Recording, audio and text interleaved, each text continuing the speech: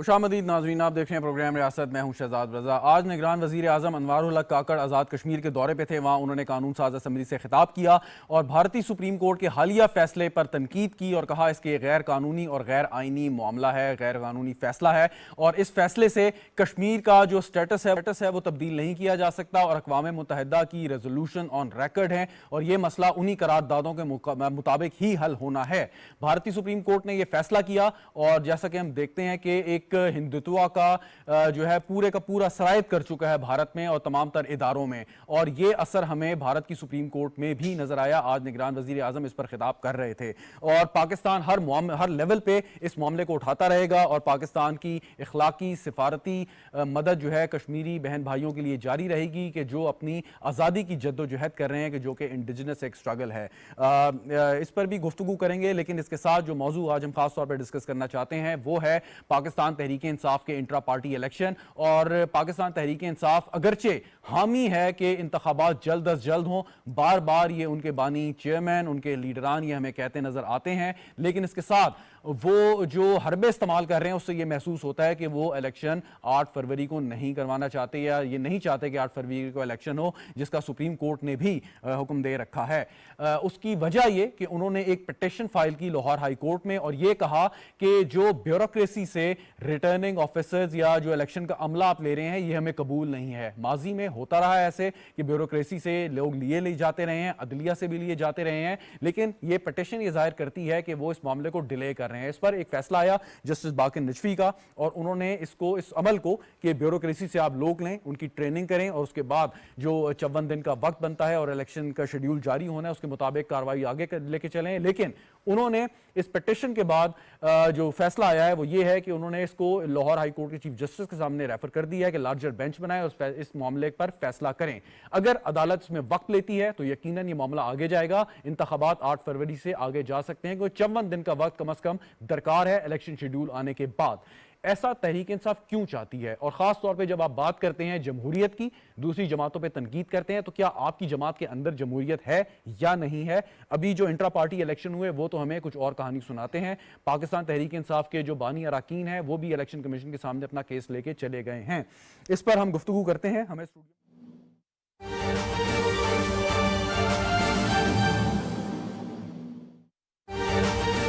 हम खबर से आपको आगाह करें। निगरान वज़ीर आज़म अनवारुल हक काकड़ से जम्मू और कश्मीर के हुर्रियत रहनुमाओं के वफ़द ने मुलाकात की है। हुर्रियत रहनुमाओं ने भारतीय सुप्रीम कोर्ट की जानिब से जम्मू कश्मीर की हैसियत के हवाले से भारत के गैर कानूनी यकतरफा इक़दाम की तौसीक़ की मज़म्मत और कश्मीरियों से इज़हार यकजहती पर वज़ीर आज़म का शुक्रिया अदा किया है। हुर्रियत रहनुमाओं ने आज़ाद जम्मू कश्मीर कानून साज असम्बली के खुसूसी इजलास में वज़ीर आज़म पाकिस्तान की पजीराई करते हुए कहा कि वज़ीर आज़म पाकिस्तान के आज के खिताब ने कश्मीरियों के जज्बात की भरपूर तर्जुमानी की है।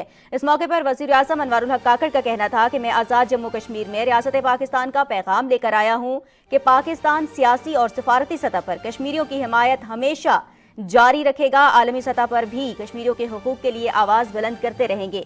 कश्मीर का मुकदमा बैनुल-अक़वामी सतह पर मजीद बेहतर तरीके से उजागर करने के लिए वज़ारत ख़ारिजा और बैरून मुल्क पाकिस्तानी मिशंस भी बैनुल-अक़वामी थिंक टैंक्स, मीडिया के साथ रवाबित को बढ़ाएंगे और पूरी कोशिश करेंगे कि भरपूर अंदाज में मसला कश्मीर को आलमी सतह पर उजागर किया जा सके। अहम मुलाकात हुई है वज़ीर आज़म अनवारुल हक काकड़ से हुर्रियत रहनुमाओं के वफ़द की। मजीद क्या गुफ्तगू हुई है इस मुलाकात में और क्या मामलात ज़ेर बहस आए हैं? शाहरुख शफी हमारे नुमाइंदे हमारे साथ मौजूद हैं, उनसे तफसील जान लेते हैं। शाहरुख शफी, आगाह कीजिएगा। जी बिल्कुल, निगरान वज़ीर आज़म अनवारुल हक काकड़ से जम्मू और कश्मीर के हुर्रियत रहनुमाओं के एक वफ़द ने आज मुजफ्फराबाद में मुलाकात की और हुर्रियत रहनुमाओं ने भारतीय सुप्रीम कोर्ट की जानिब से जम्मू और कश्मीर की हैसियत के हवाले से भारत के गैर कानूनी यकतरफा इक़दाम की तौसीक़ की मज़म्मत और कश्मीरियों से इज़हार यकजहती पर वज़ीर आज़म का शुक्रिया अदा किया। हुर्रियत रहनुमाओं की जानिब से आज़ाद जम्मू और कश्मीर कानून साज असम्बली के खुसूसी इजलास में वज़ीर आज़म पाकिस्तान की भरपूर पिज़ाई की गई और हुर्रियत रहनुमाओं की जानिब से ये भी कहा गया कि वज़ीर आज़म पाकिस्तान के आज का खिताब यकीनन कश्मीरियों की हकीकी तर्जमानी करता है। वापस से गुफ्तगू करते हुए वज़ीर आज़म ने कहा कि मैं आज़ाद जम्मू और कश्मीर में रियासत पाकिस्तान का पैगाम लेकर आया हूँ। पाकिस्तान सियासी और सफारती सतह पर कश्मीरियों की हमायत हमेशा जारी रखेगा। उन्होंने कहा कि कश्मीर का मुकदमा बैनुल-अक़वामी सतह पर मजीद बेहतर तरीके से उजागर करने के लिए वज़ारत ख़ारजा और बैरून मुल्क पाकिस्तानी मिशन, बैनुल-अक़वामी थिंक टैंक्स, मीडिया और अकादमिया से रवाबत बढ़ाने के लिए खसूसी काम कर रहे हैं। इनका कहना था कि वाशिंगटन DC, लंदन, ब्रिसल्स और दीगर अहम दारुल-हुकूमतों में भी मुकदमा कश्मीर के हवाले से हिकमत अमली बनाई जाएगी। वज़ीर-ए-आज़म ने यह भी कहा कि वज़ारत खारजा और हुर्रियत रहनुमाओं का इजलास जल्द मुनक्कद करवाया जाएगा। हुर्रियत रहनुमा कश्मीर काज के हवाले से अपनी अपनी तजावीज़ दें। उनका कहना था कि ओवरसीज कश्मीरी की आवाज़ कश्मीर काज के लिए इंतहाई कारगर साबित हो सकती है। वज़ीर-ए-आज़म ने कहा कि हम वाज़ेह तौर पर भारत की सुप्रीम कोर्ट की तरफ से भारतीय गैर कानूनी तौर पर मकबूजा जम्मू और कश्मीर की हैसियत से मुताल्लिक फैसले को मुस्तरद करते हैं। जी बहुत शुक्रिया शाहरुख शफी, आप हमें तफसीलात से आगाह कर रहे थे। नाज़रीन, ये थी PTV ताज़ा तरीन।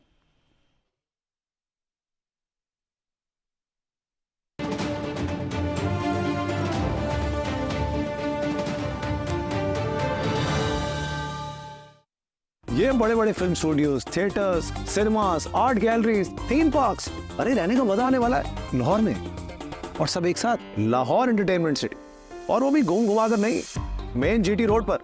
और सिर्फ लाहौर के लिए नहीं बल्कि पूरे पाकिस्तान के लिए इंटरनेशनल लिविंग स्टैंडर्ड। बस 3, 5, 10 मरला और 1 कनाल का प्लॉट लिया और हो गई एंटरटेनमेंट शुरू। इन्वेस्टमेंट, ग्रोथ और एंटरटेनमेंट एक साथ। तो अपना फोन निकालें और डायल करें 1113333987। Lahore entertainment city, happiness lives here. हमारी रिवायती खुशियों को यादगार बनाता है मेरा PayPak card. Discounts and deal से छोटे मोमेंट्स को बड़ा बनाता है मेरा पेपाक कार्ड। अपने बैंक से पेपाक डेबिट कार्ड नाम लेकर तलब करें। Choose hope, choose पेपाक। अच्छा, अगर आपके आप तो अदम एतमाद कर रहे हैं अदलिया पे, का गलत इस्तेमाल करें और हमारे कारकुनान को बंद किया जाता हो MPOs के तहत, और उसी एडमिनिस्ट्रेशन को आप उठा के इलेक्शन करवाएं, तो आप उस इलेक्शन की क्रेडिबिलिटी सर मुझे ये बताएं, आपके बानी चेयरमैन इस्लामाबाद हाई कोर्ट के चीफ जस्टिस पे अदम एतमाद कर रहे हैं, आप कह रहे हैं अदलिया पे एतमाद है। देखिए, मैं किस बात को मानूं? एक चीफ जस्टिस इंडिविजुअल है, ओके, एक अदलिया, ठीक, एक वो हो जाता है, इदारा हो जाता है। अच्छा चलें, यहीं से बात शुरू कीजिएगा। दोबारा कंवर दिलशाद साहब से राब्ता बहाल हो गया। सर माजरत, पहले तो कनेक्शन में कुछ मसला था। आपने बड़ा एक तवील अरसा गुजारा इलेक्शन कमीशन में। अब तहरीक इंसाफ ये कहती है कि जी हमें ब्यूरोक्रेसी से DROs या ROs हमें पसंद नहीं है, इलेक्शन कॉम्प्रोमाइज़ हो सकता है। ये कोई अनोखी बात हो रही है कि पहली दफ़ा लिए जा रहे हैं या माजी में भी ऐसा हो चुका है? देखो जी, ये तो हालात तो ऐसे हुए हैं कि सबसे बड़ी अहम बात यह है कि ऑनरेबल जज साहब को भी देखना चाहिए था कि जब इलेक्शन कमीशन ऑफ पाकिस्तान ने 3 या 4 दफा चीफ जस्टिस और हाई कोर्ट को बाकायदा रेफरेंस भिजवाया, रिक्वेस्ट भिजवाई खत के जरिए कि जनाब आप हमें जुडिशल ऑफिसर दे दें, तो उससे तो लाहौर हाई कोर्ट के चीफ जस्टिस साहब ने इलेक्शन कमीशन की दरख्वास्त को नामंजूर करते हुए कहा कि हमारा स्टाफ पहले ही मुकदमात में घिरा हुआ है, हमारे पास गुंजाइश नहीं कि आपके लिए हम जुडिशल ऑफिसर मुहैया कर सकते। उस पर उन्होंने उनके जवाब आने के बाद ही इलेक्शन कमीशन ऑफ पाकिस्तान ने ब्यूरोक्रेसी की खदमात हासिल की, जो माजी में भी होता रहा। ब्यूरोक्रेसी माजी में भी इंतखाबात करवाती रही है। और जब ये ऑनरेबल चीफ जस्टिस पाकिस्तान के साथ मुशावरत हो रही थी तारीख मुकर्रर करने पर 8 फरवरी, तो उस वक्त भी इलेक्शन कमीशन ने कहा था जी हमने रिटर्निंग ऑफिसर के लिए, हमने जुडिशरी के ऑफिसर के लिए रिक्वेस्ट की थी हाई कोर्ट से, तो उनकी तरफ से जो है उन्होंने हमारी दरख्वास्त को मसूद कर दिया। तो ये तो उनको ही नोटिस में भी है, चीफ जस्टिस पाकिस्तान नोटिस में भी है और इलेक्शन कमीशन में भी हुआ है। लेकिन मसला तो ये हुआ, सबसे बड़ी अहम बात यह है कि अब चूंकि हाई कोर्ट का ऑर्डर आ गया, हाई कोर्ट के ऑर्डर आने पर इलेक्शन कमीशन ने ट्रेनिंग रोक दी, अपना नंबर का मुअत्तल कर दिया। लेकिन सबसे बड़ी अहम खबर ये है कि कल जो है election commission of Pakistan chief justice of Pakistan को इस सारी सूरत हाल से आगाह करने के लिए खत लिखा है कि ये हमारा तो शेड्यूल ही मुतासर हो गया। आपकी हुक्म के तहत हमने 8 फरवरी डेट रखी थी, जिसमें प्रेसिडेंट पाकिस्तान ने भी ओके कर दिया था, आपने भी किया और इलेक्शन कमीशन ने भी इस पर आपकी हुक्म के मुताबिक 8 फरवरी डेट। अच्छा, इस तरह एक बात बताइएगा कि जब तक हाई कोर्ट का फैसला नहीं आ जाता उस वक्त तक ट्रेनिंग स्टार्ट नहीं हो सकती और उस ट्रेनिंग के बाद ही अब शेड्यूल जारी होगा। अब ये सूरत हाल है। हाँ, इस तरह इलेक्शन कमीशन तो हाई कोर्ट के फैसले को तस्लीम करना था, तो कानून में लिखा हुआ है कि जो फैसला आएगा हाई कोर्ट से, आला अदालतों से, इवन अगर कोई सिविल जज भी आगे कर देता तो वो भी इलेक्शन कमीशन में उसके बाद ही करना था। लेकिन सर इसमें कैच है, कैच ये है कि जब सुप्रीम कोर्ट की हिदायत के मुताबिक इलेक्शन कमीशन ने प्रेसिडेंट ऑफ पाकिस्तान से कंसल्टेशन की और 8 फरवरी की डेट हो गई, रिपोर्ट जमा करा दी, तो अब उस रिपोर्ट का जो सुप्रीम कोर्ट में जमा है वो क्या होगा, जिसपे सुप्रीम कोर्ट के मुअज़्ज़ज़ जज साहिबान भी कह चुके हैं कि हम देख रहे हैं 8 से आगे नहीं जाना चाहिए काम। कल सुप्रीम कोर्ट ऑफ पाकिस्तान ने इलेक्शन कमीशन पाकिस्तान ने अपने एक खत की सूरत में, रेफर की सूरत में या रिक्वेस्ट की सूरत में कल सुप्रीम कोर्ट ऑफ पाकिस्तान से रुजू कर रहे हैं। लेकिन सबसे बड़ी अहम बात है कि काम रुक गया और ट्रेनिंग भी रुक गई और इलेक्शन कमीशन का नोटिफिकेशन भी मुअत्तल हो गया। तो अब ये जो 15 दिसंबर को या 16 दिसंबर को जो इलेक्शन शेड्यूल आ रहा था वो तो ताखीर का शिकार हो गया ना। ठीक, वो तो हाँ, वो तो 8 फरवरी से आप 4 डेज निकालें तो डेट बनती है 15-16 दिसंबर। अब 15-16 दिसंबर को जो एक्शन नहीं हो सकता कि जो हाई कोर्ट ने रोक दिया, रिटर्निंग ऑफिसर को प्राइवेट रिटर्निंग ऑफिसर भी नहीं होंगे, अपने सीटों पर नहीं बैठेंगे, तो फिर इलेक्शन शेड्यूल तो 2 महीने हैं। पॉइंट वेल करना है तो ये सूरत हाल है। लेकिन बहरहाल ये अगर किसी तरह से अगर लार्जर बेंच में ये फैसला जा रहा है तो चंद रोज के लिए तो ताखीर होने का इम्कान हैं। बिल्कुल सही फरमाया। बहुत बहुत शुक्रिया कमर दिलशाद साहब, साबिक सेक्रेटरी इलेक्शन कमीशन हमारे साथ मौजूद थे। सिद्दीकुल फारूक साहब ने भी हमें ज्वाइन किया है, पाकिस्तान मुस्लिम लीग नवाज के सीनियर रहनुमा। बहुत बहुत शुक्रिया सिद्दीकुल फारूक साहब। एक क्विक क्वेश्चन और क्विक आंसर फिर आगे बढ़ता हूँ समद साहब, वो ये कि जैसे भी कमर दिलशाद साहब फरमा रहे थे कि अदलिया से जब रुजू किया उन्होंने कहा जी कि हमारे पास गुंजाइश नहीं है, हम लोग नहीं स्पेयर कर सकते, ब्यूरोक्रेसी के पास गए, उस पर आप पिटीशन लेके चले गए। अब लोग कहाँ से लाएंगे, आप और मैं तो इलेक्शन नहीं करा सकते, फिर कैसे इलेक्शन लोग तो लोगों से पहले, अब ह्यूमन रिसोर्स से पहले की तो फंड्स पे आ जाते हैं। अगर आप फंड्स रोक सकते हैं, डिलेइंग टैक्स फंड तो वो मिल गए थे ना, नहीं वो तो अब जाके मिले ना, जब वो PMLN की गवर्नमेंट, PDM की गवर्नमेंट में, ठीक। अगर आप फंड्स भी रोक दें और अगर अभी मुतालबा हो फौज का प्रोवाइड करने का और अगर आप वो भी ना प्रोवाइड करें और आप मेरे जायज़ मुतालबे को कहें कि जी क्योंकि मैंने मुतालबा कर दिया तो आप इलेक्शन जो है ना हो, हम तो पहले मतलब आप तो सुप्रीम कोर्ट का फैसला है ना और सदर के साथ मुशावरत के साथ, तो अगर लोग अगर इलेक्शन देखें कंडक्टिंग ऑफिसर नहीं होंगे तो देखें इस वक्त इलेक्शन जो है फ्री एंड फेयर इलेक्शन सबसे ज्यादा सूट करता है तहरीक इंसाफ को। तहरीक इंसाफ के अलावा कोई एक जमात ऐसी नहीं है जिसको इलेक्शन सूट करता हो, तो मैं क्यों चाहूंगा कि इलेक्शन डिले हो। चलें, all right, point well taken. Siddiqul Farooq साहब, तहरीक इंसाफ को सिर्फ free and fair election suit करता है, तो आपकी जमात क्या कर रही है? बिस्मिल्लाहिर्रहमानिर्रहीम। हमें इनसे ज्यादा सूट करता है इलेक्शन।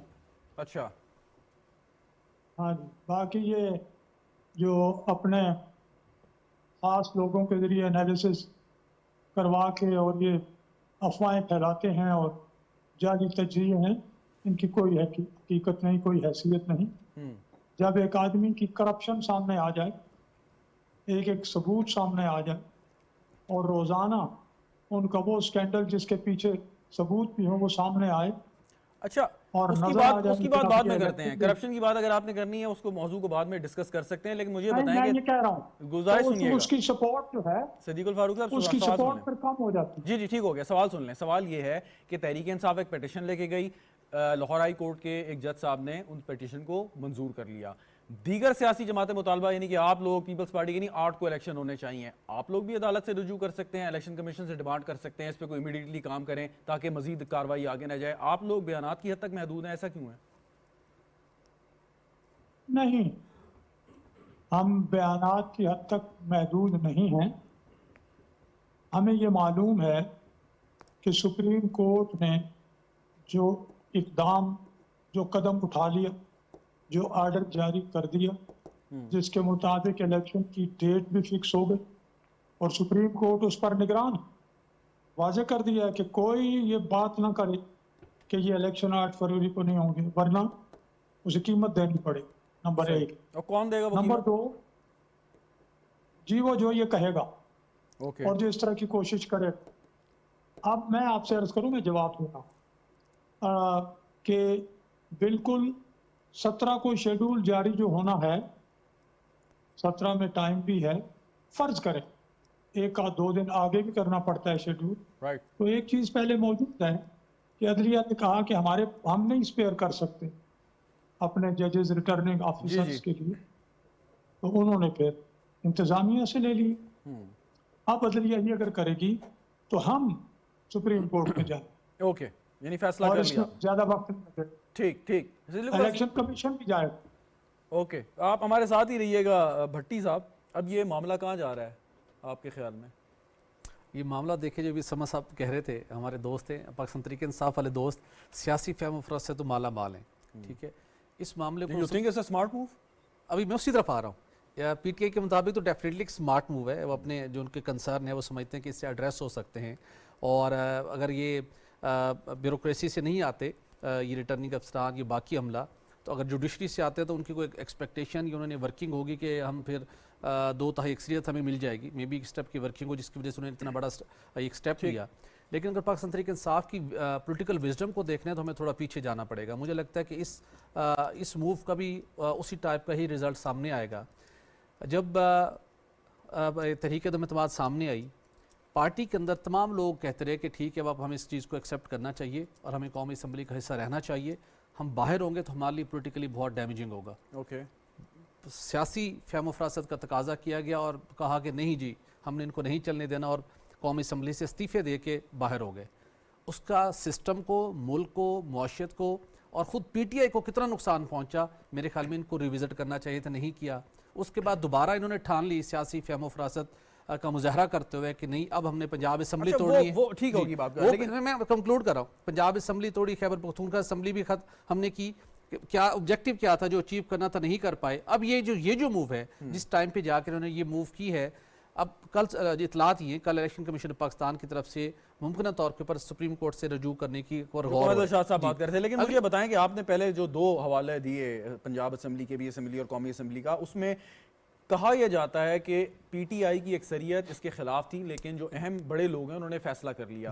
क्या ये वाला फैसला भी चंद लोगों ने किया, पार्टीज के हक में नहीं थी? अपेरेंटली वही जो थॉट्स है, वही जो लोग परवेल कर रहे हैं ना। अपेरेंटली आप देखिए कि जो टाइम आपके पास नहीं है, और इलेक्शन कमीशन उस वक्त तक शेड्यूल अब जारी नहीं कर सकता जब तक ये मामला तय नहीं होता। और इसके साथ साथ जो सुपीरियर जुडिशरी की तरफ से वाज़े तौर के ऊपर इस हवाले से एक पॉलिसी डिसीजन है कि जुडिशरी से ये इलेक्शन के इनेकाद के लिए रिटर्निंग ऑफिसर और दीगर स्टाफ नहीं दिया जाएगा। ये बड़े क्लैरिटी के साथ है, आने वाले दिनों में मजीद बात वाज़े होगी। लेकिन हम यकीन रखते हैं, पूरी उम्मीद है कि सुप्रीम कोर्ट ऑफ पाकिस्तान के फैसले के ऊपर 8 फरवरी को हर सूरत अमल दरामद हो तो इलेक्शन होना चाहिए। लेकिन खदशात पैदा हो गए इस मूव से कि मामला आगे जा सकता है। एजाज साहब, बड़ी साहब ये बताएंगे, मैं एक सियासतदान हूँ, आप एक साफ़ी हैं, और हम अपनी अपनी डोमेन में रहें तो ज़्यादा बेहतर है। पार्टी मेरी, सियासतदान मैं, इस्तीफ़ा देना ना देना मेरा इस्तेहकाक, असम्बली से बाहर आना बैठना ना बैठना मेरा इस्तेहकाक। चले, ये तो एक अलग हो गई बात। क्या पीटीआई की वो उस वक्त जब अपने इस्तीफ़े नहीं दिए थे, ग्राउंड के ऊपर पॉपुलैरिटी पीटीआई की तब ज़्यादा थी कि आज ज़्यादा है? अगर मेरे पॉलिटिकल मूव से मुझे फ़ायदा हो रहा है। ओके, भट्टी साहब इस पे जवाब दीजिएगा, लेकिन इजाज़ साहब से मैं पूछ लूं। भट्टी साहब इस पे जवाब दीजिएगा। इजाज़ साहब, अब इलेक्शन कमीशन के पास क्या ऑप्शंस हैं इस फैसले के बाद? देखें, इलेक्शन कमीशन के पास जो भी ऑप्शन हो, लेकिन अगर हम ये देखें कि किस तरीके से जो इदारे जो काम कर रहे होते हैं उनमें जो रुकावटें आती हैं, उन रुकावटों के फिर जो सियासी सतह पे असरात मुरतब होते हैं वो सबसे ज़्यादा सियासी जमातों को वो जाते हैं। साफ ज़रा कि उसका सबसे ज़्यादा नुकसान सियासी जमातों का होता है। जब इलेक्शन कमीशन ने जुडिशरी से रब्ता किया और वहाँ से उनको नहीं, यानी कि एक जवाब मिला कि इस तरह नहीं हो सकता कि जुडिशरी से नहीं लोग मिल सकते, आरओज़ या DROs, तो फिर साफ ज़रा उन्होंने ब्यूरोक्रेसी की तरफ जाना था। अच्छा, अगर इलेक्शन कमीशन जुडिशरी की तरफ ना गया होता और वो पहले ये फैसला ब्यूरोक्रेसी की तरफ करता, देन तो एक बड़ा अच्छा था। अगर किसी सियासी जमात को एग्जॉस्ट कर लिया, यस, अगर किसी सियासी जमात को कोई था मामला या उनके तहफ़्फ़ुज़ात थे तो ये तो बहुत अच्छा था कि हाई कोर्ट की तरफ वो जाना चाहिए था।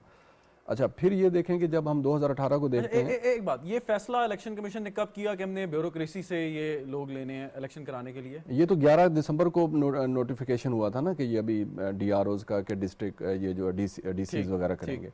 अच्छा, अब ये देखें कि टाइम हमारे पास बहुत कम है। 11 दिसंबर को ये चीज़ें हो रही हैं, आपका 15 से 17 के दरमियान शेड्यूल आना है। अच्छा, फिर ये चहमुगोइयाँ हैं, अफवाहें हैं कि शेड्यूल टाइम पे ना आया तो इलेक्शन 8 फरवरी को नहीं हो सकेंगे। अगर 8 फरवरी को इलेक्शन वक्त पर नहीं होते तो साफ ज़रा कि इसका भी सबसे ज़्यादा नुकसान सियासी जमातों का है। एक सवाल है कि इलेक्शन कमीशन ने अदलिया से रुजू किया कि जी हमें लोग दें ताकि हम इलेक्शन कंडक्ट करा सकें, उन्होंने माजरत कर ली आपसे। अब इलेक्शन कमीशन, इनको भी, पीटीआई को भी पता था, दीगर सियासी जमातों को भी पता था कि जी ऑप्शन एक यही है कि वो एग्जेक्टिव में चले जाएं। इलेक्शन कमीशन के पास तो ऑप्शन नहीं है। फिर अगर ये कहते हैं कि जी वहां से लें, अदलिया पहले इनकार कर चुकी है, तो इस पिटीशन की मेंटेनेबिलिटी को कैसे देखते हैं? मैं वही कह रहा हूँ ना कि अगर बिल फर्ज अब ये सारा जिस तरीके से ये कह रहे हैं कि अगर हम ब्यूरोक्रेसी से भी नहीं लेते तो फिर इलेक्शन कैसे होगा, उस पर एक बड़ा संगीन सा कैसे होगा? वही मैं वही कह रहा हूँ ना कि फिर कैसे होगा। मैं और जैसे आप अपने उसमें कह चुके थे ना आप करवा सकते ना मैं करवा सकता हूँ, ये इदारे करवाते हैं ना, इंतजामिया है, जुडिशरी, इन्होंने कराना है। और इसकी ये मिसालें माजी में भी हैं, जैसे 2018 को अगर हम देख लें तो जुडिशरी से भी लोग लिए गए थे और ब्यूरोक्रेसी से भी लोग लिए गए थे। अच्छा, उस वक्त चूँकि सूरत हाल मुख्तलिफ थी तो उस वक्त इस तरह के इतराज़ात सामने नहीं आए थे। हमारा ये इतराज़ नहीं है, या मेरी जो गुफ्तगू है वो ये नहीं है कि पाकिस्तान तहरीक इंसाफ क्यों हाई कोर्ट की तरफ की। हमारा ये कहना है कि इस वक्त सबसे ज़्यादा ज़रूरी है इलेक्शन वक्त पर होना। वो तो कह रहे हैं कि वक्त होने चाहिए। एक सवाल ये है कि अगर अदलिया पहले ही माजरत कर चुकी है कि हम लोग नहीं दे सकते, तो फिर इलेक्शन कौन कराएगा? ये मुझे बता दें। आप पिटीशन लेके गए, बुनियादी तौर पे आइन में ये शिक मौजूद है कि इलेक्शन कमीशन का काम इलेक्शन कराना है और उसको जो फैसिलिटी चाहिए स्टेट उसको प्रोवाइड करेगी, एग्जीक्यूटिव भी, उसको एडमिनिस्ट्रेशन भी, उसको डिफेंस मिनिस्ट्री भी, हर लिहाज को सिक्योरिटी का मसला है तो जो इदारे मौजूद हैं उन्होंने अपनी सर्विसेज प्रोवाइड करनी है इलेक्शन कमीशन को। इलेक्शन कमीशन के पास अपना स्टाफ तो है नहीं कि जिसे वो कर सके। अब यहाँ पे ये बात आती है कि अगर अदलिया ने, जुडिशरी ने देने से इनकार कर दिया तो हम भी तो जुडिशरी के पास गए और जुडिशरी ने या हाई कोर्ट ने उसको उस पटिशन को एक्सेप्ट किया, उसको आगे चलाया, तो let it be decided by the high court और इधर सुप्रीम कोर्ट। हम तो ये चाहते हैं कि ठीक है सुप्रीम कोर्ट इस मैटर को टेक ओवर करे। अच्छा, कोई मुज़ायका नहीं है अगर आप कहते हैं आर्ट से इस प्रोसेस के जरिए, अगर इस प्रोसेस में वक्त लग जाए और इलेक्शन थोड़ा आगे चले जाए, कोई मुज़ायका नहीं समझते आप? रात को 12 बजे अदालत खोल सकते हैं तो 2 दिन। ये देखें, आप और मैं तो जज साहिबान को मजबूर नहीं कर सकते ना कि भाई आप कल फैसला दें। उन्होंने तो वक्त लेना। मैंने ये कहा कि जहां पे जिस तरीके से जमानतें मिल रही हैं तो जहां पे इतना क्विक इंसाफ हो रहा है तो थोड़ा सा इसमें भी जल्दी कर दें, कोई ओवर एफिशिएंसी दिखा दें। बात ये है कि मैं रिक्वेस्ट ही कर रहा हूं। रिक्वेस्ट ही कर सकते हैं, लेकिन अगर इस प्रोसेस में कानूनी पेचीदा मसाइल है ना, आपके वकील जाएंगे, इलेक्शन कमीशन के वकील जाएंगे, आर्गुमेंट देंगे, अगर इसमें वक्त लग गया, अगर तो आप ये कह दे, 8 से आगे चले गए तो आपको कोई मसला नहीं। अगर एडमिनिस्ट्रेशन भी ये इनकार कर दे कि हमारे बंदे फारिग नहीं और हम ह्यूमन रिसोर्स नहीं दे सकते, तो फिर इसका मतलब है कि इलेक्शन ना हो इस मुल्क में। फिर तो यही तो मैं आपसे बुनियादी उस शिक की तरफ तवज्जो दिला रहा हूँ। मैं बुनियादी तवज्जो दिला रहा हूँ। उन्होंने नहीं इनकार किया, लेकिन अगर मैं वो कह रहा हूँ कि मफरूज़े पे बात कर रहा हूँ कि अगर वो इनकार कर दें तो फिर आप नहीं दे सकेंगे। सिक्योरिटी इदारे इनकार कर दें कि मैं तो उसी आपकी तवज्जो दिलाई है उस आइन की शिक के तहत कि जिसमें ये प्रोवाइड करना ज़रूरी हो जाता है फंड से लेके हर चीज़ तक, ताकि एक इलेक्शन जो है एक बहुत बड़ी एक्सरसाइज है जमहूरियत की, वो अपने उस पर हो सके। अच्छा, पहले आप कहते थे कि जी इलेक्शन हो जाएं, जिसके मर्जी हो जाएं, अंपायर जिसके साथ मिला हो, अवाम हमारे साथ हैं, कोई मसला नहीं होगा, फिर ऑल ऑफ अ सडन आपने कहा कि जी ये कर लें। देखें, मतलब बात ये है कि इलेक्शन आप क्यों नहीं होने दे रहे? इलेक्शन अगर यहाँ पे बैठ के मैं कोई बात करूँगा तो बड़ी जिम्मेवारी के साथ करूँगा, और अगर मैं डी चौक पे बैठ के कोई खिताब करूँगा या कोई मजमे से खिताब करूँगा तो जो सियासी स्टेटमेंट्स हैं या जो सेंटिमेंट्स को देखते हुए तो उसको आप मिक्स अप नहीं कर सकते। पॉलिसी और स्टेटमेंट्स में ये एक फ़र्क होता है। सही, बिल्कुल ठीक। सिद्दीकुल फारूक साहब, अब इलेक्शन तो होने हैं पाकिस्तान में, लाजमी बात है, और ये आईनी तकाजा भी है, सुप्रीम कोर्ट का फैसला भी है, इलेक्शन कमीशन और प्रेसिडेंट साहब के माबैन कंसल्टेशन भी मुकम्मल हो गई है, मियाँ साहब भी वापस आ गए, इलेक्शन कैंपेन भी चल रही है। सो अगर लेकिन इसके साथ साथ कुछ सियासी रहनुमा कुछ तहफ़्फ़ुज़ात का इज़हार कर रहे हैं। फजलुर रहमान साहब ने बात की, आसिफ जरदारी साहब ने बात की, गवर्नर KP ने बात की और कहा कि कुछ वजूहात की बिना पे अगर थोड़ा सा मामला आगे जाता है तो भी इस पर सोचा जा सकता है। तो पाकिस्तान मुस्लिम लीग नवाज का इस पर क्या स्टांस है कि अगर लॉ एंड ऑर्डर की वजह से, इस टेक्निकलिटी की वजह से, मौसम की वजह से अगर कोई ऐसा फैसला करना पड़े तो कर लेना चाहिए कि ये लाजमन मनोअन जो है 8 तारीख को हमने करवाने हैं? मौसम तो पूरे मुल्क को मुतासर नहीं करेगा, चंद हल्के हैं जी, वहां की इलेक्शन नामुमकिन नहीं है। दहशतगर्दी एक मसला है, उसका तोड़ जो है वो जिन्होंने करना है वो कर रहे हैं, वो हो जाएगा। इलेक्शन 24 करोड़ अवाम और पाकिस्तान के मुस्तकबिल का मसला है, सवाल है। लिहाजा 24 करोड़ अवाम के मफाद का तकाजा है कि ये इलेक्शन 8 फरवरी को हो जाए, और इसमें जो कोशिश की जा रही है रुकावटें डालने की, वो ये सुप्रीम कोर्ट में 1-2 दिनों में मामला हो जाएगा। अच्छा, आप क्योंकि पार्टी पीएमएलएन के जो प्रेसिडेंट हैं मियां शहबाज शरीफ साहब, वो कहते हैं पीटीआई मुल्क में आईनी बहरान पैदा करके सियासी इस्तेहकाम, अदम इस्तेहकाम पैदा करना चाह रही है। ये ख्याल उनके जहन में कैसे आया? मतलब उन्होंने तो अदालत से रुजू किया, अदालत ने एक फैसला दिया, अब मामला कोर्ट में है, तो इससे सियासी बहरान कैसे पैदा होगा? अगर अदालत वक्त पे फैसला कर देगी तो ये मसला रिजॉल्व हो जाएगा। जी, लेकिन इनकी कोशिश तो है ना, उनका यही कहना है कि इनकी कोशिश है, रिजॉल्व हो जाएगा तो इनकी कोशिश नाकाम हो जाएगी। नहीं, आपके ख्याल में कोशिश तहरीक कर- इंसाफ क्यों चाहती है कि इलेक्शन डिले हो जाए? आप क्या समझते हैं, क्यों चाहती है तहरीक इंसाफ? तहरीक इंसाफ का ये ख्याल है कि शायद कुछ वो मैनेज कर लें किसी तरीके से, कैसे? शायद अदालतों से इमरान खान को कुछ ऐसा रिलीफ मिल जाए। हालांकि इमरान खान साहब उससे क्या ने जो फर्क कुछ पड़ेगा? किया है अगर रिलीफ मिल जाए तो क्या फर्क पड़ जाएगा? कि फिर इमरान खान लीड करेंगे वो इलेक्शन, वो भी लड़ेंगे। व्हाट उनका ख्याल है कि डिफरेंस उससे- difference would it make Siddiqul Farooq साहब? अगर वो लीड भी कर लेंगे तो क्या फर्क पड़ेगा? आप तो कहते हैं कि यार, उनकी उनका- पॉपुलैरिटी जीरो है। उनका ये ख्याल है, मैं अपनी बात नहीं कर रहा भाई। जी जी, आप मुझसे ये सवाल पूछ रहे हैं, एक मिनट शहजाद रवा साहब, आपने मुझसे ये सवाल पूछा है कि पीटीआई ये क्यों चाहेगी, तो मैंने पीटीआई की बात कि वो उनके ख्याल में ये है कि इमरान अगर लीड करेंगे उनका वोटर मुतारिक होगा ओके। और उनके हक में नतीजा बेहतर होगा। मैं ये कह रहा हूँ उनके हवाले से। ठीक ठीक, चलें एक वक्फा लेते हैं नाज़रीन, वक्फे के बाद गुफ्तगू को आगे बढ़ाएंगे, साथ रहिएगा।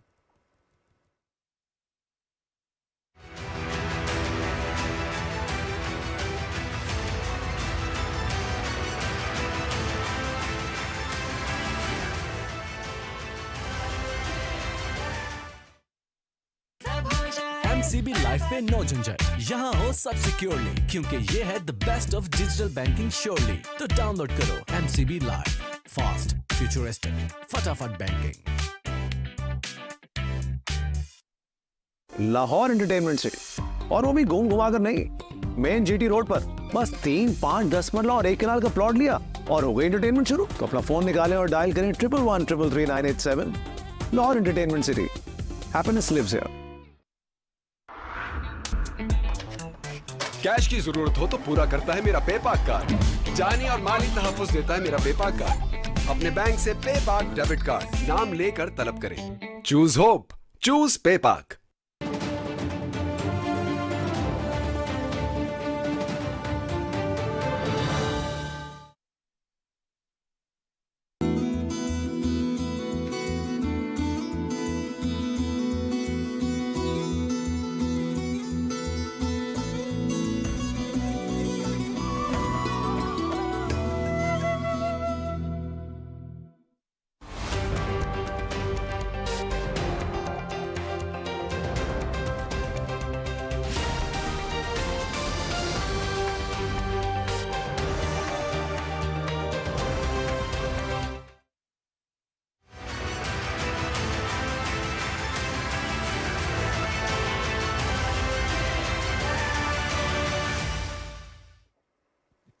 प्रोग्राम में एक बार फिर खुशामदीद नाज़रीन। बात कर रहे हैं हाई कोर्ट के उस फैसले की जिसमें पाकिस्तान तहरीक इंसाफ की दरख्वास्त पे ये कहा गया कि ब्यूरोक्रेसी से जो अदालत इलेक्शन कमीशन के लिए जो अमला दरकार है वो नहीं होना चाहिए। अपील उनकी एक्सेप्ट हुई, पटिशन एक्सेप्ट हुई और अब एक लार्जर बेंच के हवाले ये की जाएगी chief justice of Lahore high court के थ्रू।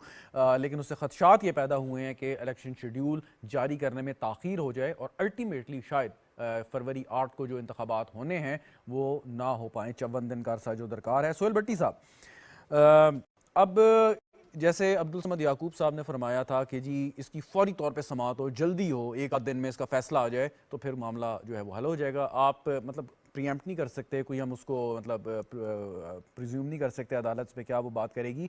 लेकिन अगर कोई ऐसी आइनी और पेचीदा मसाइल हो उसमें वक्त तो लगता है, कोई इतनी आसान बात तो नहीं है। शाह साहब, मैं आपके इसका सवाल जवाब देने से पहले दो चीज़ें लाजमी डिस्कस करना चाहूँगा। समझ साहब को हम एटलीस्ट आज ज़रूर कन्विंस करें और आपके नाजरीन को भी कि 2018 के अंदर जो इलेक्शन हुए थे जिसके नतीजे में पाकिस्तान तहरीक इंसाफ की हुकूमत बनी थी, मरकज़ में भी, उसके बाद पंजाब में भी, उसके बाद खैबर पख्तूनख्वा में भी, वो इलेक्शन क्या ब्यूरोक्रेसी ने कंडक्ट नहीं करवाए थे?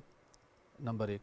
अगर उस इलेक्शन के नतीजे में इनके कुछ ऐसी फाइंडिंग्स हैं कि मैसिव लेवल के ऊपर उस वक्त रिगिंग हुई, इनके पास फाइंडिंग्स हैं, वो मैनेज हुए, जो कि इनके उस वक्त की जो हारने वाली सियासी जमातें थीं उनके संगीन उन्होंने इल्ज़ामात आयद किए, जिस तरीके से वो सारा प्रोसेस कंडक्ट हुआ कि सारा वो रिग था, बड़े संगीन इल्ज़ामात लगे, या तो उसको माने कि उस वक्त हमारा ये एक्सपीरियंस हुआ कि वाकई ब्यूरोक्रेसी का गलत इस्तेमाल हुआ, पुलिस, डीसी, बाकी लोगों ने इन्होंने बड़े पैमाने पर गड़बड़ की और उसका हमारे पास फाइंडिंग्स है, हम चाहते आगे ना हो। नंबर एक।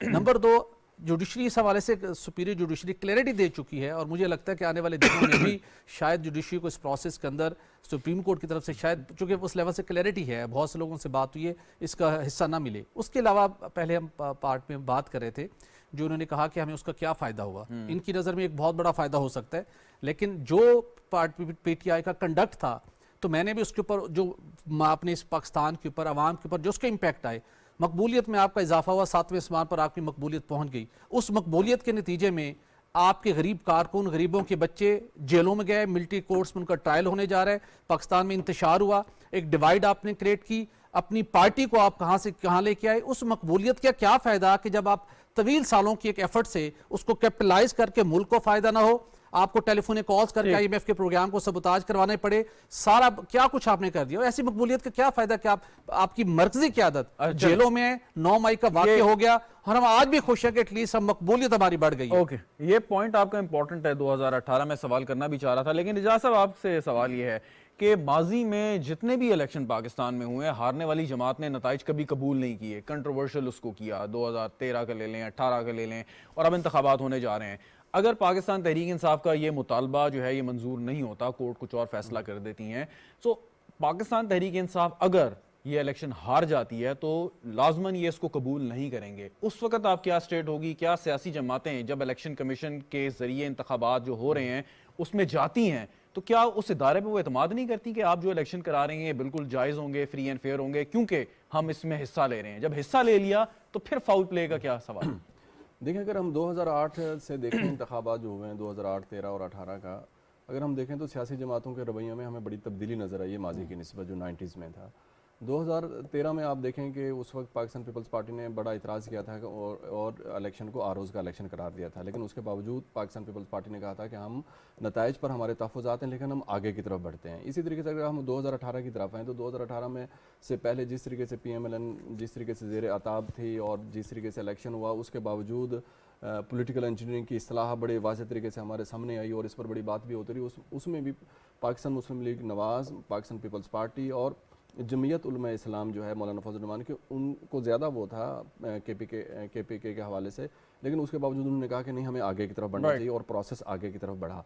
हम ये चाहते हैं, हमारी जो गुफ्तगू है, हमारा जो है वो, हम एक पाकिस्तानी होने के नाते हम ये समझते हैं कि पाकिस्तान तहरीक इंसाफ को भी अपने रवैये में उसी तरह की तब्दीली लानी चाहिए, वरना हमारी सियासत वही 90 की दहाई में चली जाएगी और हम स्टक हो गए। एक सिंपल सा सवाल है, आप एक मुकाबले में उतर रहे हैं, एक रेफरी है, आप कहते हैं जी कि इस रेफरी के जो ज़ेरे निगरानी मुकाबला है मैं इसमें हिस्सा लेने जा रहा हूं, इसका मतलब है कि आप उस रेफरी पे एतमाद कर रहे हैं तब आप जा रहे हैं ना, वरना तो आप बायकॉट कर देंगे जी ये तो वैसे ही जानिबदार है, ये तो मतलब ये मुनसिफाना तौर पर मुकाबला कंडक्ट नहीं कराएगा। तो जब आप उस मुकाबले में शिरकत करने जा रहे हैं उसके बाद क्या जवाब होगा आपके पास कि उस मुकाबले के नताइज को आप मुस्तरद करते हैं? यस, बिल्कुल, आप दुरुस्त फरमा रहे हैं। देखें, अगर हम एतमाद की बात करें तो पाकिस्तान तहरीक इंसाफ ने सिर्फ इदारों पर ही एतमाद के अदम एतमाद की बातें नहीं की, उन्होंने अपने ऊपर भी अपनी जमात के हवाले से भी किया। मिसाल के तौर पर जैसे अभी भट्टी साहब फरमा रहे थे कि आप सियासी जमात हैं, आप इक़्तिदार में हैं, आप अदम एतमाद आ जाता है, आप असम्बलियों से बाहर आ जाते हैं, आप पंजाब असम्बली ख़त्म कर देते हैं, आप खैबर पख्तूनख्वा की असम्बली ख़त्म कर देते हैं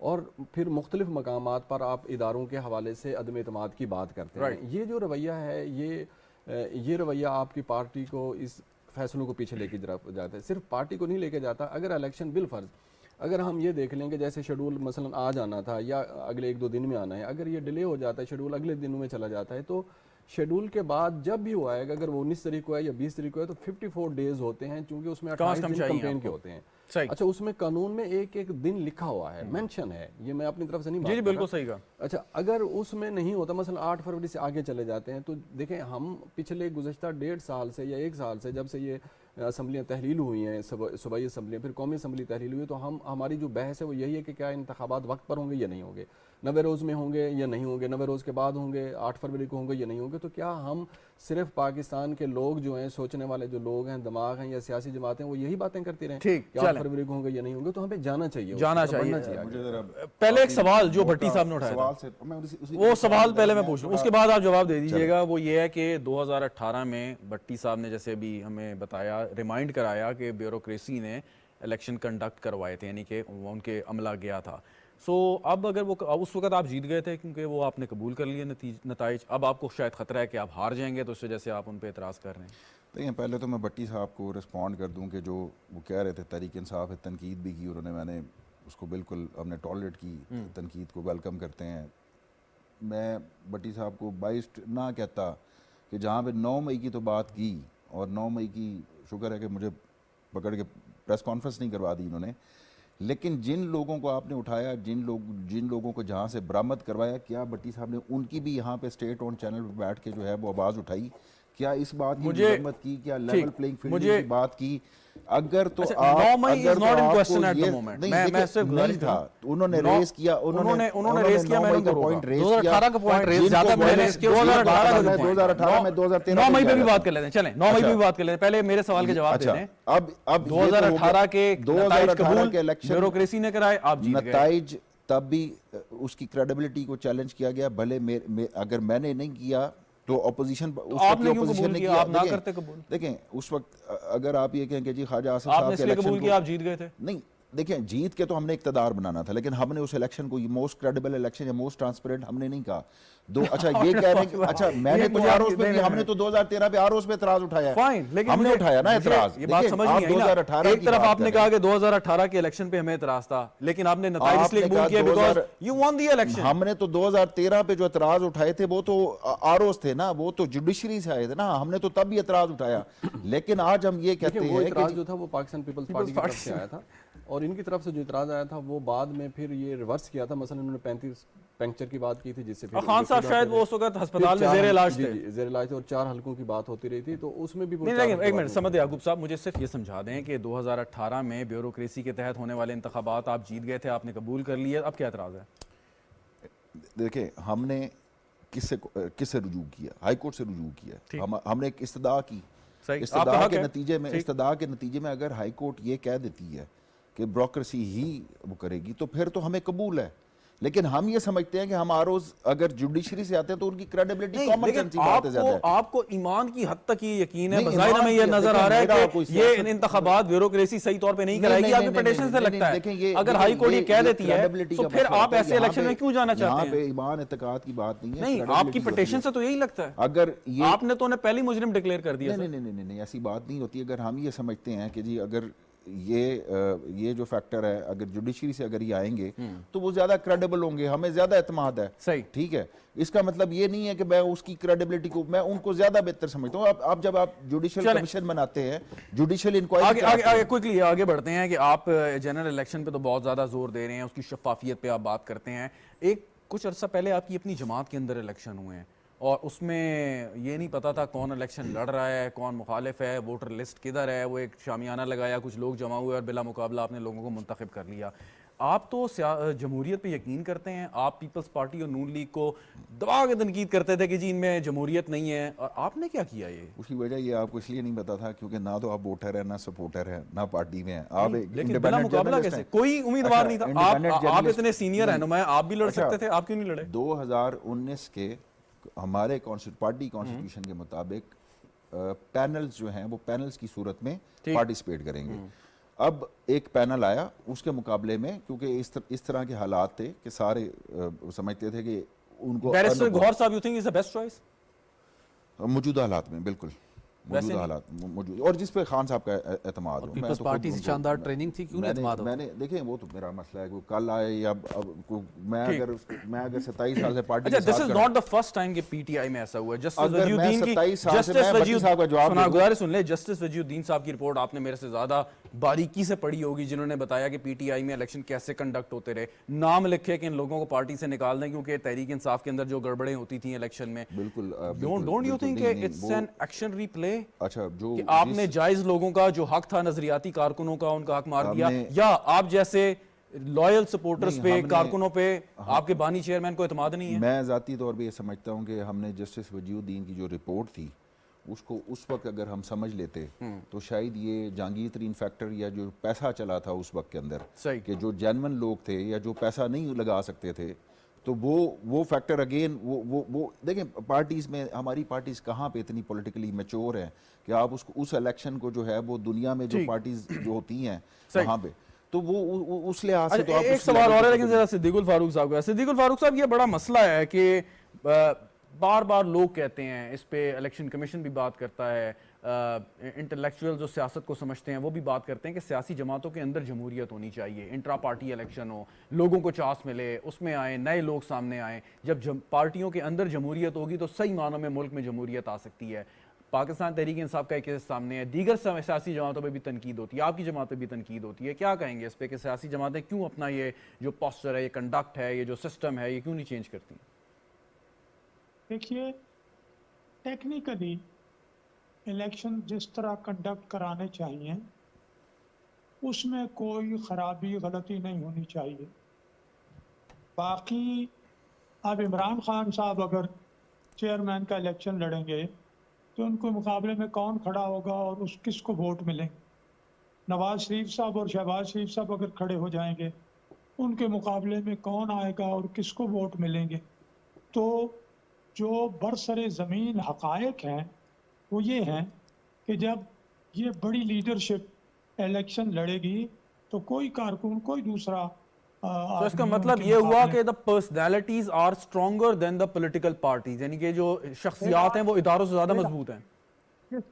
जिस पर एतमाद करते हैं पार्टी के वोटर्स, जिनके वोट हैं और उन्होंने इलेक्शन में वोट देना है, अगर उनमें से कोई नहीं खड़ा होता तो बिल्कुल ठीक है, बिला मुकाबला हो जाएगा। लेकिन कम अज़ कम जो टेक्निकली चीज़ें पूरी करनी है, वोटर्स लिस्ट है, उसमें कैंडिडेट्स का सामने आना है, नॉमिनेशन पेपर फाइल करने, उन पर एतराज़ात, उनकी वापसी की तारीख, ये सारी चीज़ें तो फॉलो करें। यानी आप कह रहे हैं कागजी कार्रवाई हो जानी चाहिए? मतलब है, मैं कागजी कार्रवाई का मतलब ये है कि टेक्निकल में कह रहा हूँ, टेक्निकली जो चीज़ें चाहिए वो तो होनी चाहिए। ठीक चलें भट्टी साहब, अब तहरीक इंसाफ के इलेक्शन हुए, इलेक्शन कमीशन में केस है, इनके बानी जो अरकान हैं वो केस लेके गए हैं। मसला ये है कि इनको इंतखाबी निशान बल्ले का मिलेगा या नहीं। आप क्या कहते हैं कि अगर ये मामला चलता है तो वो कोई मसला हो सकता है इनके लिए? समझ साहब के दिल पर मेरी बातें गराना गुजरे तो मैं इस पर थोड़ा है, प्रोग्राम का उनके पास भी जाना है। देखिए, मामला ये है कि जब ये तमाम हमारे सियासी जमातों के अंदर इंटर पार्टी इलेक्शन का एक बड़ा एक सीरियस इशू है, लेकिन पाकिस्तान तहरीक इंसाफ अपने आप को दीगर सियासी जमातों से, सियासी रहनुमाओं से मुनफरिद और मुमताज़ समझती है। उसका अमली सबूत देना भी ज़रूरी था। उस वक्त जब इलेक्शन कमीशन ऑफ पाकिस्तान ने पॉइंट आउट कर दिया बल्ले का निशान ख़तरे में था, आपको चाहिए था कि आप बेहतरीन इंतजामात के मुताबिक बिल्कुल ओपन तरीके से, फेयरनेस को मद्देनजर रखते हुए पिलडैट की टीम को बुलाते, बाकी ऑब्जर्वर को बुलाते, वीडियो को रसाई देते और पूरी वोटर लिस्ट की डिटेल इशू करते, एक ऑर्गेनाइज तरीके से उसे करते कि कोई उस पर क्वेश्चन उठा सकता। मेरे ख्याल में अब तक जो कंडक्ट हुआ है हमें कंसर्न था, और अब तक की जो इलेक्शन कमीशन की हियरिंग की जो समाज सामने आई है, बल्ले का निशान इस election inter party election commission Pakistan की डायरेक्शन के मुताबिक नहीं हुआ। सवेर उनकी इसके ऊपर कंसर्न है। मुश्किल है कि ये इंटर पार्टी इलेक्शन सस्टेन कर पाएं जो अब तक की ऑब्जर्वेशन सामने है इलेक्शन कमीशन की और जिस अंदाज में हमने उसको ऑब्जर्व किया। इजाज़ साहब, अब तहरीक इंसाफ और ये केस इलेक्शन कमीशन के सामने है और अल्टीमेटली उसका मकसद ये है कि इनको इंतखाबी निशान मिले, जो शुरू से इनकी जमात का एक चला आ रहा है। आपके ख्याल में आगे क्या लग रहा है कि इनको ये इंतखाबी निशान मिल जाएगा, नहीं मिल जाएगा? केस किसका स्ट्रॉन्ग लग रहा है आपको इस वक्त? देखिए, केस तो साफ ज़रा के जो मसाइल इंटर पार्टी में हुए हैं वो जैसे भट्टी साहब फरमा रहे हैं तो वो तो बहुत ही वीक सूरत हाल है कि मुझे नहीं लगता कि इनके हक़ में कुछ चीज़ें बेहतर की तरफ जाएँ। अच्छा, फिर जहाँ तक सर फरमा रहे थे ना कि मकबूलियत की बात है, देखें एक ये परसेप्शन है, कोई आपके पास डेटा नहीं है और आपके पास अधूरा डेटा है, एक यकरुखी बातें हैं आपके पास। ये परसेप्शन पे ही हम सारी चीज़ों को चला रहे होते हैं और कह रहे होते हैं हम कि मकबूलियत है और फ़लाँ चीज़ें हैं और यूँ होना चाहिए, यूँ नहीं, ये आपकी एहसासात हैं, आपका परसेप्शन है और ये अधूरा डेटा की बुनियाद के ऊपर है। ये कोई म्यार नहीं है, जो म्यार बनाया जाता है वो म्यार बिल्कुल नहीं होता। मैं सिर्फ एक पार्टी के हवाले से नहीं कर रहा, मैं सबके हवाले से बात कर रहा हूँ, बिलखसूस चूँकि दावा इनकी तरफ से आ रहा है। दूसरी बात यह है कि पाकिस्तान तहरीक इंसाफ नई पार्टी है, नई पार्टी से तवक्को की जा सकती है कि वो ज़्यादा बेहतर तैयारी के साथ चीज़ों को लेकर आती है। कि आप इतना डिले करते रहे, डिले में आप 21 से डिले करते करते आप 23 में आ गए, ठीक है जी, फिर आपको पता चल रहा है कि खतरात पैदा हो रहे हैं, तो आपने बर वक्त चीज़ों इनका को कंडक्ट दीगर सियासी जमातों से मुख्तलिफ होना चाहिए था। एक सवाल जहाँ पे बात मकबूलियत की होती है, बिल्कुल ठीक है कि एक मिथ होती है मकबूलियत, रियलिटी जो है वो तो इलेक्शन डे के सामने आती है। तो कबूलियत की भी जो रियलिटी या मिथ होती है उस पर भी जरूर बात होनी चाहिए। लेकिन एक सवाल और कबूलियत का भी पीटीआई से ज्यादा तजुर्बा आखिरी सवाल अब्दुल समद याकूब साहब, एक आखिरी सवाल आपसे पूछना चाहता हूँ कि अगर बल्ले का निशान आपको नहीं मिला, कोई दूसरा निशान जहन में रखा है, कौन सा लेना चाहेंगे? नहीं, देखें अभी इस वक्त तो कोई फैसला नहीं हुआ कि कौन सा खेल के मैदान से ही होगा या कोई नहीं, इस वक्त तो कोई फैसला। देखें अगर आपने फैसला कर लिया है कि बल्ले का निशान नहीं, किसी ने नहीं किया, मैं पूछ रहा हूँ कि प्लान बी होता है ना, अगर बल्ले का निशान नहीं मिलता तो कोई दूसरा निशान ज़हन में होगा। वैसे ये इस बात को संजीदा हमें जरूर लेना चाहिए और हमें ये अज्यूम कर लेना चाहिए कि ये फैसला हो चुका है और अब हमें मैं तो अज्यूम नहीं कर सकता, आप कर लें। मैं कर सकता हूँ कि मैं ये अज्यूम अपना केस लड़ें जाके। मैं इलेक्शन चलाया कि बल्ले की बजाय अब गेंद होनी चाहिए, गेंद होनी चाहिए। चलें, बहुत शुक्रिया अब्दुल समद याकूब साहब, साथ मौजूद है सिद्दीकुल फारूक साहब, सोहेल भट्टी साहब, एजाज अहमद साहब, थैंक यू वेरी मच, आपने हमें ज्वाइन किया। नाज़रीन, आपने सुनी प्रोग्राम देखने का आपका भी शुक्रिया, इजाज़त दीजिए, खुदा हाफ़िज़।